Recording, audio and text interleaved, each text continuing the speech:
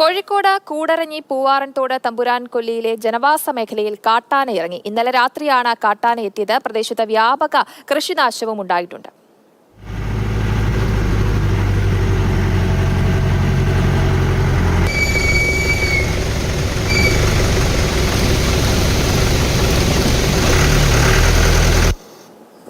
ഇംതിയാസ് തന്നെ തുടരുന്നുണ്ട്. ഇംതിയാസ്, വലിയ ആശങ്കയിലായിരിക്കുമല്ലേ ഇവിടുത്തെ പ്രദേശവാസികളൊക്കെ തന്നെ?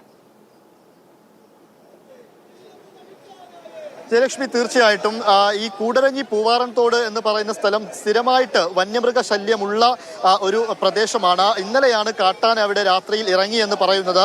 അങ്ങനെ അവിടെ വാഴയുൾപ്പെടെയുള്ള നിരവധി കൃഷികൾ അവിടെ നശിപ്പിച്ചിട്ടുണ്ട്.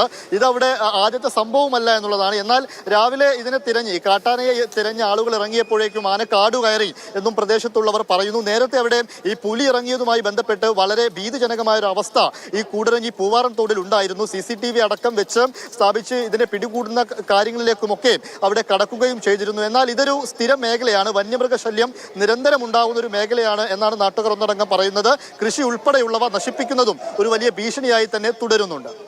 ശരി ഇംതിയാസ്, ജനവാസ മേഖലയിലാണ് കാട്ടാന ഇറങ്ങിയത്. വലിയ രീതിയിൽ കൃഷിനാശവും ഉണ്ടായിട്ടുണ്ട്. ജനങ്ങളൊക്കെ തന്നെ വലിയ ആശങ്കയിലാണുള്ളത്. ഇങ്ങനെ സ്ഥിരമായി കാട്ടാന ഇറങ്ങുന്നത്. ഇംതിയാസ് കരീമാണ് വിവരങ്ങൾ പങ്കുവച്ചത്.